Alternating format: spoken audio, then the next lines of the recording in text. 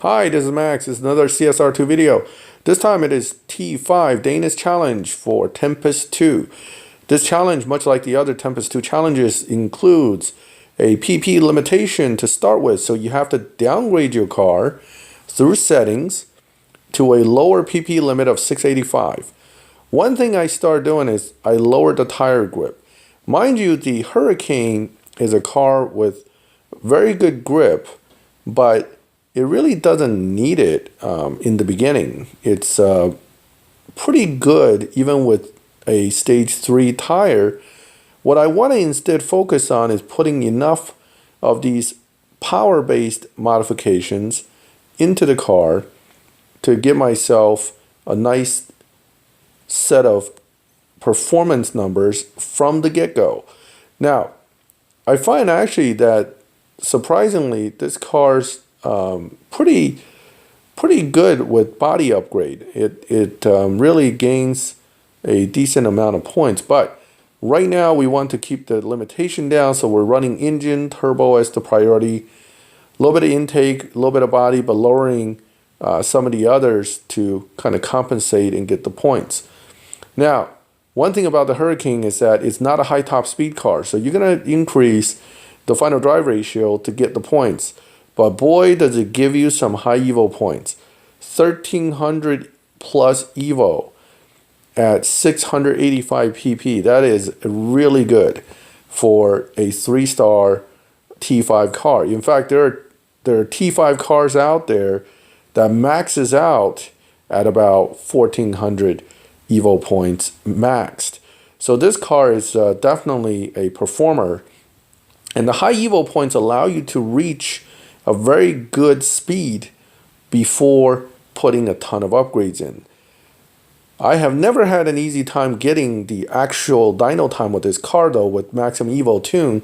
So as you can see, I'm running a little bit under, well, I should say over the time of the dyno, which is 10.6 something. The best I can do is probably a 10.8, maybe a 10.7 something, but 10.6s are going to be few and far between, mainly because how quick the car launches and you have to shift it. But even that being said, 10.8 is quick when your opponents are running 13s. In fact, the 684 PP setting could probably get me through a good third of this event, if not half of it. It is so quick that basically you won't have to deal with opponents running near your time until you're supposedly running almost 700 PP points. But by then you'll be even faster. So this is why I love this car for this event. The other reason why I use it for this event is watch this 0 to 100 performance on this car. It is absolutely one of the quickest 0 to 100 cars for its PP rating with the limited amount of modifications and fusions that I have in. 1.635. Okay, and that wasn't a great drive. I know I can beat that.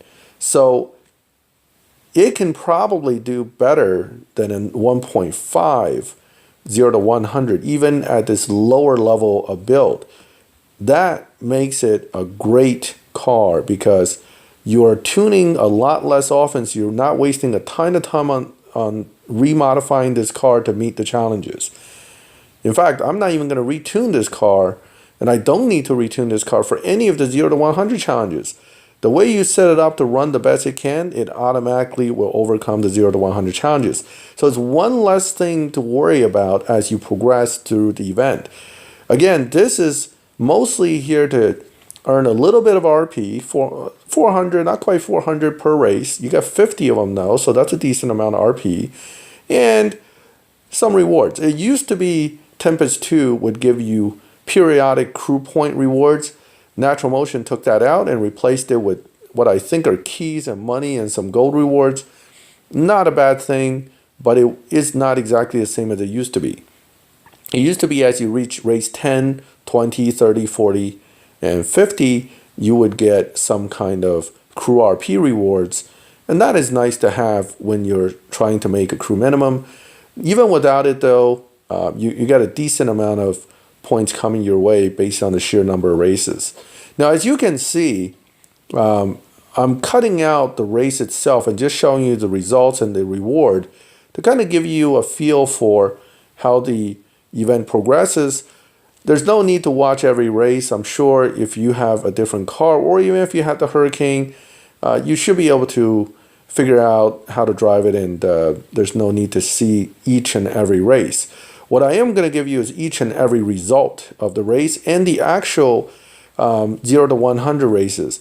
I've also left in a few specific races that people are having problem with, in a sense to showcase why the Huracan is a great choice.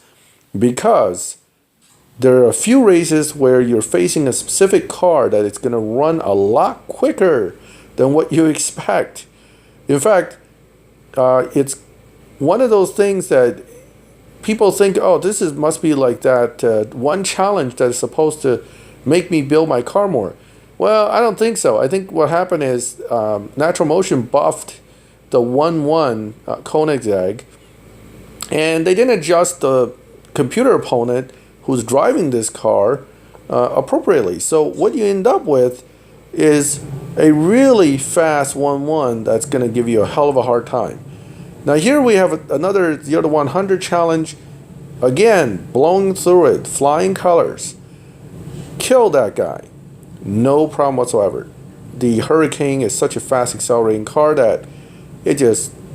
In fact, see that 1.468? That could probably be the final 0 to 100 challenge in this Dana's Tempest 2 event altogether. So that means you don't even need to worry about the challenges. You're really only worried about meeting the times that are being put up by the opponent just to kind of get through the races. Here you can see the progression on race 14 out of 50. Without retuning, I am still easily defeating the opponents that are being placed against me. At this point though, the PP rating has already gone up to 692. I could have added another part, but I choose not to, simply because I don't need it. It is so easy right now to go through all this that there's just no need to do it. 10.8 seems to have gotten me pretty far into this without an issue. Dana is now running 12.3, getting a little bit closer, but you know, one upgrade or two, I should easily be able to take care of any opponent that may come along in the next 10 races. So again, one after another. There's, again, normally 5 or 6 half mile races, and then you get your 0 to 100 challenge thrown in here and there. So that's really the entire event. It's alternating between half mile and 0 to 100. So here we go, another half mile. 10.184. Again, I haven't gotten under 10.818 yet, despite the 10.6 dyno. So that's my problem with this car, is that I just can't seem to drive it to get under dyno with it, with the maximum Evo tune. Now I can tune it to get it under dyno, but that's a whole different video and a whole different discussion. But yes, this car can be tuned to crush dyno if needed, although it will not have very good Evo points if you do that. So here's 0 to 100 challenge again. The opponents are supposed to be slowly getting faster, but again, easy peasy for the Huracan. Not everybody can pull a 3-star Huracan. Now some people only have the 3-star F12 or some other cars. So I understand, but you have to look at it that if you have a different car and you want to use that, that's not a problem. But you may run into issues with either the sprint or the challenge times. So here we have an interesting race. This is one of the opponents that I think I was talking about earlier, race 19. Ah yes, the 1-1. Now this guy is a little different than the other guys that you've raced. All of a sudden, you got a fast opponent. Up to this point, everybody's kind of mediocre fast. Sure, it's a little bit of a challenge, but it's not really. Ooh, look at that guy. He was almost on my tail right there. 10.8, 10.9. Where did that come from? Dana only run at 12.3. How am I ever going to beat this? Well, here you go. The Huracan can do it. Some cars will struggle. In fact, the slower T5s that max out around 9 seconds at maximum PP points, at 692 PP rating, they can only run 11.3 or 11.2, not a 10.9. And you're going to be stuck here trying to figure out, why the hell am I not able to move forward? Well, I'll tell you why. Watch this next guy. 12.7 for the guy right after that guy. Why is that? Well, because that 1.1 is bugged. It's just not running right. It's in fact running too fast, and I certainly hope that Natural Motion fixes it, as new players progressing into Tempest 2 would be in for a rude awakening when they get to race 19. Now, mind you, my car is not maxed, and it's not running max fusion. In fact, it's running only about 70% fusion. But if you're stuck, my suggestion is definitely add as many fusions as you can to a car and hope it's enough. Now, if you have a car that's unfortunately maxed out at about 8.9, 9.2 T5 car, you may not be able to get past that point in the event without switching cars. The Huracan runs 8.2 maxed, so it definitely can do it. Any of the milestone T5s that are probably in the 7s and low 8s to mid 8s as far as maxed should be running 10s by the time they get to all stage 5. Those cars with enough fusions can do it as well. However, not all those cars are good for the sprints. So at whatever number of gold, I never switch cars, so I actually don't remember how much gold it is to switch one, but I believe it's at least 150 or 200 gold to switch a car. So if you have the gold, I guess it's not a big deal, but if you're already short on gold and money, you're a new player kind of rushing to get to this point, picking the right car from get-go is going to go a long way for you. So here I am bumping the car up. It's about that time, so I'm moving it up to a higher PP rating and retuning the car. This way I can knock the speed down a bit to make sure I don't have a lot of problems getting through the next 10-20 races. With a little bit of upgrade to the 699 PP point limit, I am now looking at 10.2, which means the car will probably run 10.3, 10.4. I would say 10.4s. It's going to be tricky, but it's definitely a lot faster. So 10.238 is what the dyno says. So I'm estimating I'll run about a 10.4 with the car. So back to the grind with the event. Now we're looking at race 21. Again, a series of half-mile races followed right by 1 or 2 sprints. You get your little storyline pieces, which I never bothered to read. Even the original time I played Tempest 2, I didn't read it. I just didn't find the story that interesting. So, take Dana down. 11.9, 10.3. You have a nice margin. You should have no problem with the next 10 races. Unless you run into that 1-1 again, in which case there could be a problem. So, Dana's defeated. Blah, blah, blah, onward. Again, the rewards are not terrible. Unlike Tempest 1, where I kind of look at the rewards and go, why am I even running this? Well, Tempest 1, at least the boss cars you get at least are decent. Especially the T1 Angel Civic and the T3 Amelia M3 LBM4. Those two are very nice cars to have. In Tempest 2, it's actually Finn's T2 car that is a good one to get, because it could be used to hunt bots in live, and it does quite well. But you need to also get parts to actually get it close to max or max it to get to that point. The other boss cars in Tempest 2, well, in all honesty, I don't think any of them are really worth writing home about. It's nice to get them, and certainly I always want to get every boss car just to have it in my garage. If nothing else, this game is great on graphics and I like looking at the cars. But as far as using the Tempest 2 boss cars other than Fens, I haven't built any of them other than Fens because, well, quite frankly, I don't think any of them is any good. That includes Dana's Porsche, which some people have built and have had good results with it, but my opinion is that there's so many better T5 cars that you get from Milestone that building this one, spending $7 million and using up all your Porsche Fusions just for this car is not really worth it. Same goes for Ashley's ZL1. Now the T5 ZL1 1LE, quite a nice car, very useful. Can be tuned to be very good in live, but the T4 boss car, not so good. And same goes for the T1 Conduit's GTI. It's not a bad car, but nothing that I really have a lot of feelings for. And the final T3 boss car, which is the Sylvia S15, you know, in real life, I would love to own one. In the game, well, it sits there. Mainly because, again, I haven't found it to be all that useful after I got it. So, back to things at hand.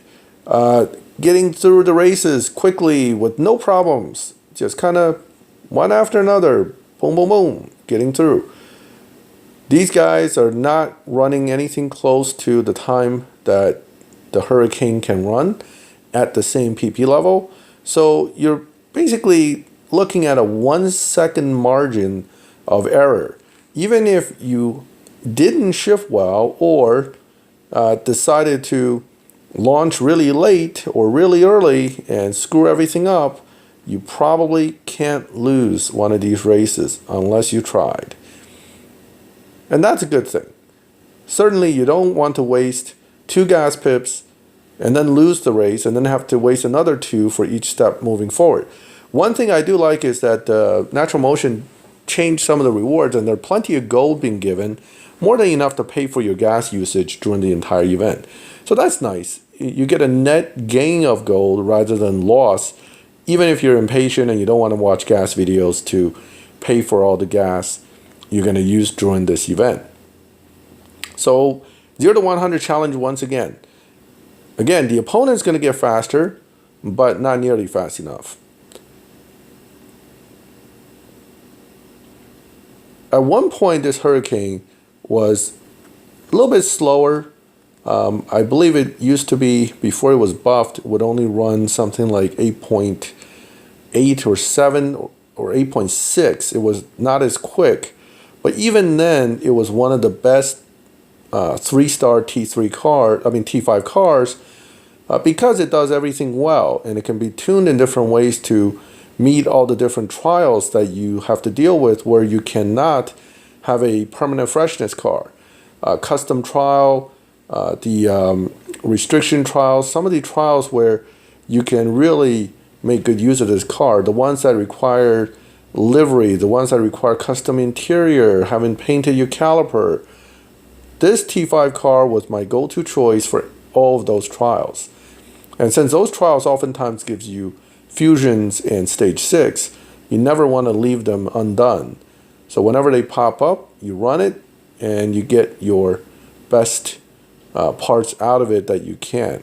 Okay, up to 707. I see the challenge has moved up a little bit.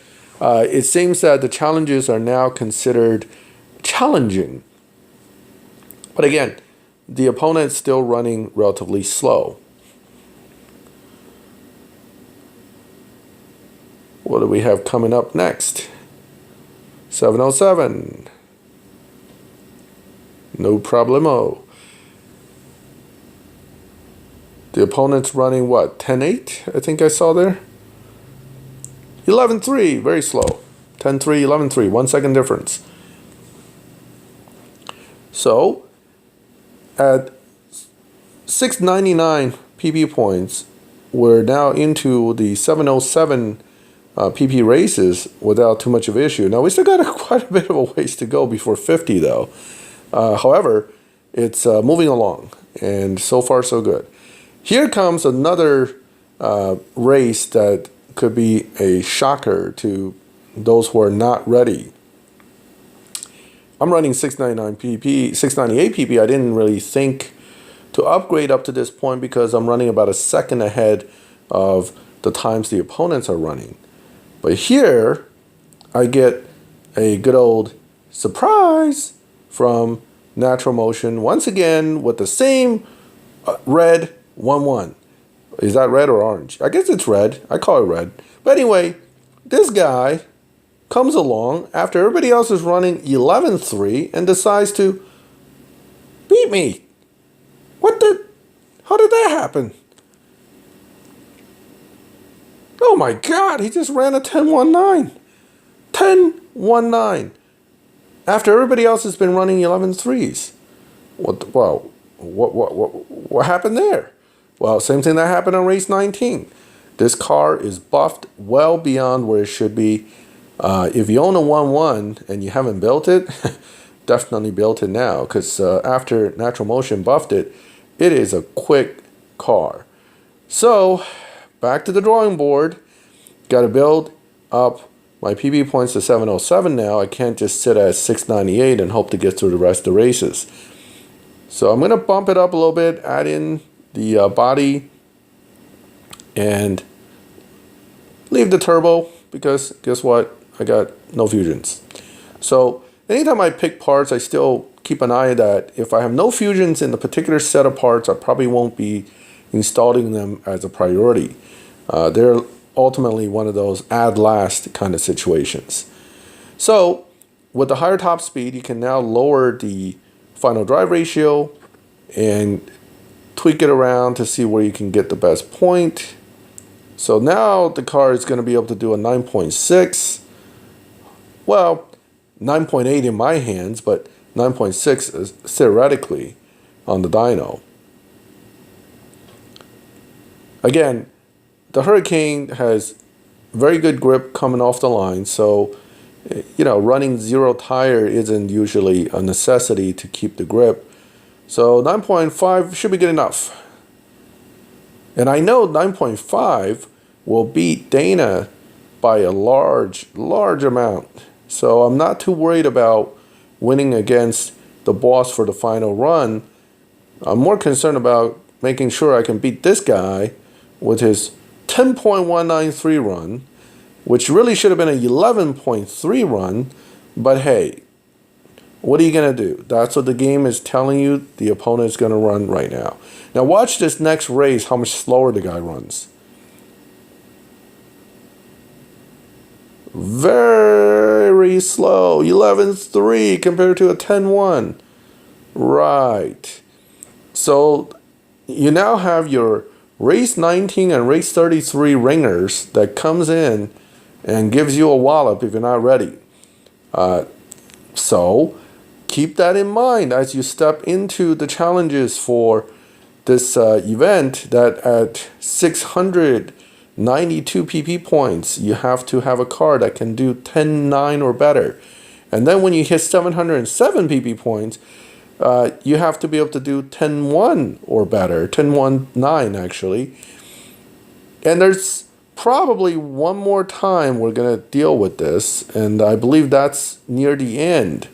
So got to be ready with the right car. So those cars that I would not pick for this current situation would be the following. Any of the cars that maxed cannot beat an 8.9 is probably not going to be a great choice for this event. For example, the 599 GTO is kind of slow. The Hennessy Venom is kind of slow and very hard to build. So probably not a great choice to use. Parts are hard to come by. Even the 488 Spider, which is a pretty decent car, would probably be a bad choice for this event. I would try to focus on cars like the Huracan, the Aston Martin DB11, I know would be able to blow through this event very easily. simply because that car tunes up to high evo at a low PP point. It also runs very quick. Other cars are out there. I mean, people have been in it with all kinds of T5 cars. So I'm not saying that you cannot use a different car and achieve it. It's just a matter of how hard or easy it's going to be. From my perspective, anytime you're taking on the Tempest challenge, you should always try to get the car as close to max as possible before taking it on. The other thing is, do not use a car that spins its tires through the first 4 gears. Those are going to give you a lot of trouble with the 0 to 100 challenges. So that eliminates some cars like the super fast, the A12, the F12 TDF, tire spinners, as I call them. The Lamborghini Aventador, not the normal one, not the SV. The SV probably can do well, but the LB Aventador, which likes to spin its tires all the way through 4th gear, not good for 0 to 100 challenges. Maxed, maybe it doesn't matter, you could retune it. But if you're missing fusions, missing stages, those are not cars to use for this challenge.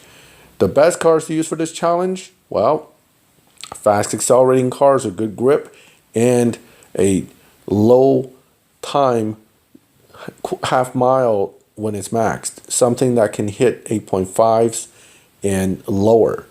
Obviously, if you had the Tiffany truck built, you could probably go through this event and go, gee, I don't know what you're talking about, it's easy. Well, that truck does something like a 7.6 max. Of course it's going to be easy. So that's really the reason why you want a fast car to start with, because it gives you a much greater performance at a lower PP rating and makes life easier for you all around. And that's what we want. We don't want a challenge that's going to end up delaying you for weeks while you try to build a car and figure out a way to get past a particular challenge. My recommendation from get-go and stays, and I stick with this recommendation, is I think the Huracan Coupe 3-star is the best and the easiest choice to use for this Tempest. Not only because the car is so good, as you can see just from the results I'm getting, but also because it is one of the 3 T5 cars you can actually buy for in-game money without spending gold. I'm talking about the silver dollars up top, the in-game money. It's the F12, the 570S, and the Huracan. Those are the only 3 you can get cheap in that sense and strip for parts. Out of the 3, my opinion is the Huracan is the top dog as far as meeting requirements for 0 to 100 challenges and the half-mile challenges. The F12 and the 570S are both also very good, but I think the 570S will suffer a little bit during some of this because of that upgraded 1.1. And the F12, you have to retune to meet the 0 to 100 challenges, meaning you have to actually adjust it before the challenge to meet the challenge and then adjust it back to do your half-mile runs. A little more work, certainly just as rewarding when you're able to get through it, but the F12 is just not as easy as the Huracan. All other T5 cars out there, it's all dependent upon whether you have the S6s and the Fusions to build it to a level where you can meet all the different challenge levels without an issue. So coming up towards the end here with the races, and as you can see, they're getting faster, but it's pretty much not going to get much faster than 10s. But again, the one rub in this is still that crazy 1.1 that you got to deal with. And here it comes. This thing, I am hoping that it is not going to beat my 707 pp 9.5 second run, and it is right on my rear. This car is not giving me any room to make mistakes. 9.847, that is way quicker than what Dana's gonna run for the paints. That's ridiculous, but that's what you got to deal with. So crying about it isn't going to solve anything. the thing you have to do is make sure your car, before you even get into this event, runs at least a 9.6 or better. Because at this point, the PP limit is 717. You could have a max 714 PP car. Even though I'm just being lazy and not upgrading more, you can do that with other cars, but you got to make sure it's running at least a 9.5. Otherwise, you're going to be stuck at race 46 and complaining on Facebook about how come I can't get through this. Well, I warned you, okay? If you watch this video and then you complain about that, well, that's shame on you. You should know better. Come in with a car that can do 9.5 or better just to get through that. Hopefully, Natural Motion will fix that mistake. It's a glitch. But knowing how the game makers work with fixing stuff, you're probably 2 updates away before anything will get changed. Now, right near the end here now, last few races coming through, and I'm going to show them because, well, they are the last few races, and it's good to see what the challenges look like. But notice, after the 1-1, once again, opponents are slow. Your 9.5 will absolutely destroy these guys down the half mile. So even if you shift poorly, you bounce the needle, you forgot to get into 7s quick, I hit nitrous too late, look at the lead your car would have at 9.5 compared to what the opponents are actually going to run. 9.62 to a 12.4. 12.4. What happened to 9.8? It went from 9.8 back to a 12.4. That is just ridiculous. But that is what the game is doing right now. So really, if you got through that 1-1, you will win Dana's car, because there's no way you're going to lose after running that kind of time against the 1-1. And she's not even going to run anywhere close to a 9.8. I believe she runs something like a 10.8 for the final race. So this is not the final race, not for Pinks. This is simply the storyline final race, which, if I recall, she should run something like a 11 something. 11.3 or 4, if not slower. Might even be a 12.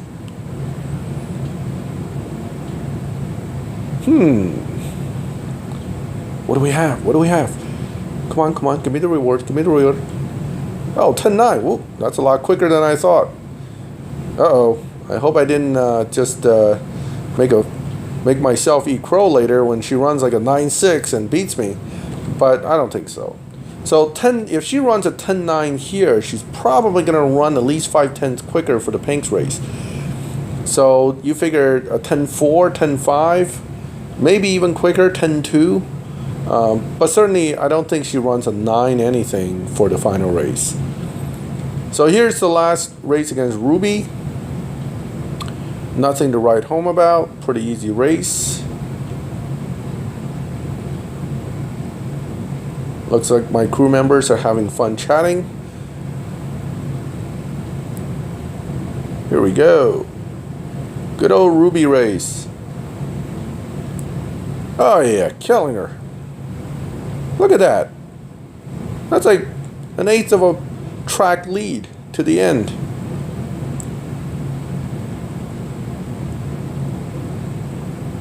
So this is the last reward. 1 gold key. Woohoo! 1 gold key. You guys are so generous with them gold keys, I'm telling you. What do I ever do with 1 gold key? And since 10 gold keys 99% of the time gives me 1 3-star T4 car, that 1 gold key really doesn't excite me very much. So T1 is next. That I can tell you right now, Golf GTI. Golf GTI, Golf GTI. Don't even need to look at any other car. Golf GTI. 1 star. Go right through that event. Don't have to even breathe hard. Never buy the Super Nitrous because my car is always ready for the challenge. I don't know why it always loads long on this particular part, but it's a slow loading section before the final race. They want to get your anxiety up. Make them wait. Get their anxiety up. Make them make mistakes. Even if I make mistakes, I'm not going to lose this one. After beating that 1-1, you just can't go wrong. So, what did Dana run? I know that it was adjusted and slow. Oh, only 1/10 quicker than the run she did before. Wow, that was surprising. So, I think Natural Motion slowed down the final run on these. It's not as quick as it used to be. But there you go. Dana's car in the garage. This is a nice looking Porsche. It really should be quicker than what I think the game makers allowed it to be. I mean, this is supposed to be a track ready GT3. Now I understand the GT3 certainly isn't a drag race car, so maybe that's their excuse. But anyway, it's a beautiful car. Well, thank you for watching. I hope you'll leave a like and subscribe to the channel, as I will be putting up more videos.